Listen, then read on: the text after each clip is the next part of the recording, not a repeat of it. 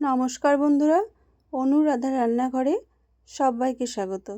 আজ আমার রেসিপি সর্ষে পাবদা।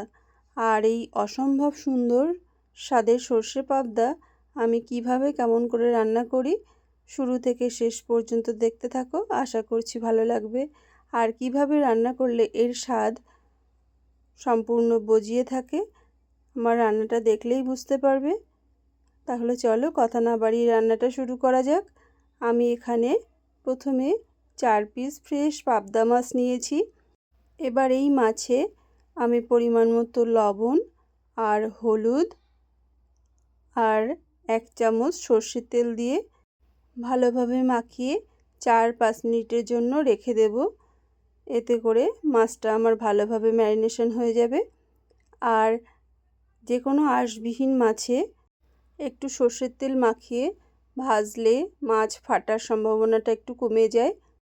মাছগুলোতে আমার লবণ হলুদ মাখানো হয়ে গেছে। এরপর আমি মশলা রেডি করে নেব। তার জন্য 1 চামচ হলুদ সর্ষে, 1 চামচ কালো সর্ষে আর 2 চামচ পোস্তদানা দিয়ে দিলাম। এরপর সামান্য লবণ আর 4টে কাঁচা লঙ্কা সামান্য জল দিয়ে আমি সুন্দর করে মিহি করে পেস্ট করে নেব। এই লবণটা দেওয়াতে কিন্তু সর্ষের তেতো ভাবটা কেটে যাবে।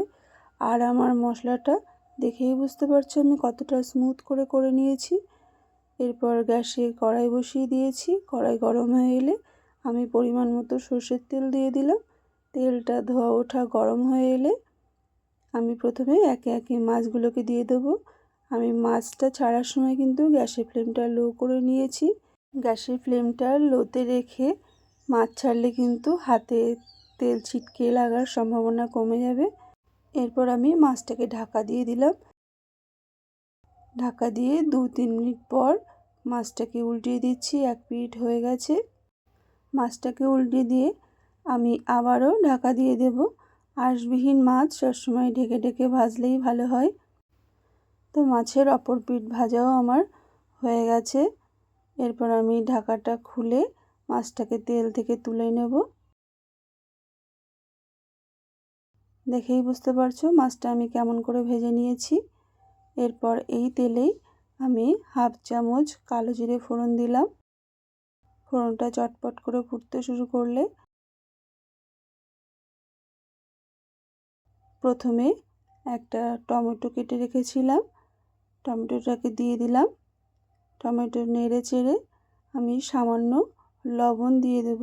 এতে করে আমার টমেটোটা তাড়াতাড়ি গলে যাবে।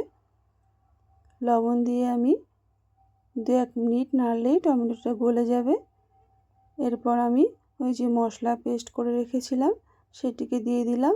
আমি মশলার বাটিটা ধুয়ে সামান্য জল দিয়ে দিচ্ছি। এরপর আমি নেড়ে চেড়ে সামান্য কাশ্মীরি লঙ্কার গুঁড়ো, সামান্য হলুদ, লঙ্কার গুঁড়োটা কিন্তু আমি কালারের জন্যই দিলাম। ঝালটা আমি কাঁচা লঙ্কার ঝালেই করছি। এরপর মশলাটা কষানো হয়ে গিয়ে তেল ছাড়তে শুরু করলে তখন আমি ঝোলের পরিমাণে সামান্য জল দিয়ে দিলাম আর স্বাদ মতো লবণ দিয়ে দিলাম। এখানে আমি আর হলুদ দিলাম না, যেহেতু আগেই হলুদ দিয়েছি।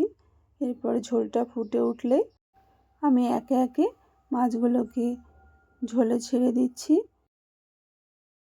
ঝোলে ছেড়ে দিয়ে বেশি সময় ফোটানোর প্রয়োজন নেই। 2-3 মিনিট ফুটিয়ে নিলেই মাছটা আমার নরম হয়ে যাবে। দেখেই বুঝতে পারছো ঝোলে বড় বড় ফোঁটা এসে গেছে আর সর্ষে পাবদা আমার তৈরিও হয়ে গেছে। এই সময় আমি গ্যাসের ফ্লেম বন্ধ করে ঢাকা দিয়ে দেব 2-3 মিনিটের জন্য। 2-3 মিনিট পর ঢাকাটা খুলে আমি তোমাদের দেখিয়ে দিচ্ছি কতটা সুন্দর হয়েছে আমার সর্ষে পাবদা। তো তোমরাও এভাবে রান্না করে খাবে। আর আমার রান্নাটা কেমন লাগলো কমেন্ট করে জানাবে। ভালো লাগলে লাইক শেয়ার করবে। আর আমার চ্যানেলে নতুন বন্ধু হয়ে থাকলে চ্যানেলটি সাবস্ক্রাইব করে পাশে থাকার অনুরোধ রইল। আজ এই পর্যন্তই, দেখা হবে নতুন ভিডিওতে। সবাই ভালো থাকবে। ধন্যবাদ।